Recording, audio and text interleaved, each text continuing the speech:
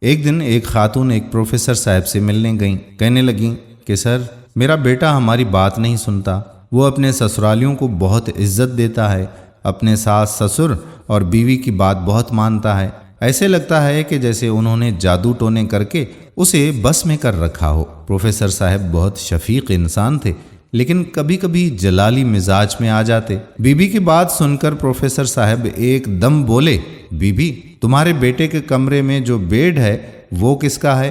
عورت نے کہا کہ جی وہ اس کی بیوی جہیز میں لائی تھی۔ کہنے لگے اور جو اس پر بستر ہے وہ کس کا ہے؟ بیوی جی کہنے لگی جی وہ بھی جہیز میں لائی تھی۔ پروفیسر صاحب نے پوچھا کہ اور جو اس پر بستر ہے؟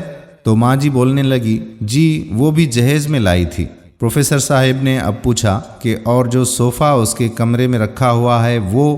عورت نے جواب دیا کہ جی وہ بھی بہو جہیز میں لائی تھی۔ پروفیسر صاحب نے پھر سے پوچھا کہ اور جو سیف الماری ہے؟ جی وہ بھی اس کی بیوی ہی کی ہے۔ اب پروفیسر صاحب نے ایک اور سوال داغ دیا کہ جس برتن میں وہ کھانا کھاتا ہے پانی پیتا ہے وہ کس کے ہیں؟ عورت نے جواب دیا کہ جی وہ بھی اس کی بیوی کا ہی ہے۔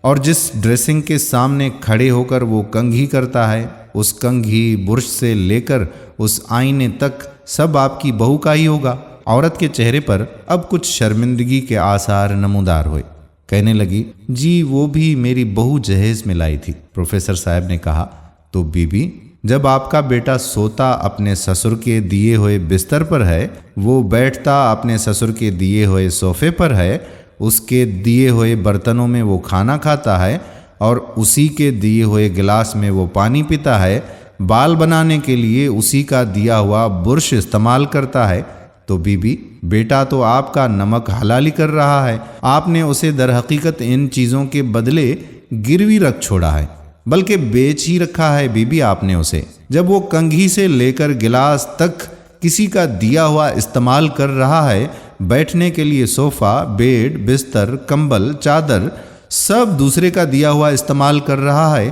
تو خودداری تو اس کی اسی دن مار دی تم نے جب یہ سب ٹرک بھر کے گھر میں لے آئی تھی۔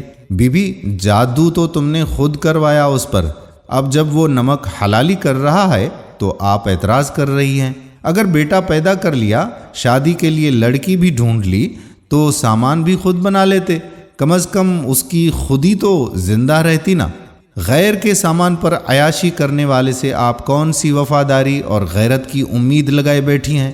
پروفیسر صاحب کے الفاظ تھے یا پگھلا ہوا سیسا تھا؟ ایسے لگ رہا تھا کہ وہ معاشرے کے ہر جہیز خور انسان کے منہ پر تماچا رسید کر رہے ہیں۔ مجھے زندگی میں پہلی بار اس دن محسوس ہوا کہ عملی طور پر جہیز ایک لعنت ہے۔ اس کا مطلب کیا ہوتا ہے؟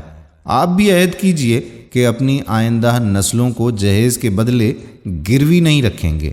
اگر رب کریم نے بیٹے جیسی نعمت سے آپ کو نوازا ہے تو اشیاء ضرورت کے لیے اسے گروی مت رکھیے، اس کی خودداری کا سودا ایک ٹرک سامان کے ساتھ مت کیجیے۔ خوش رہیں اور خوشیاں بانٹیں۔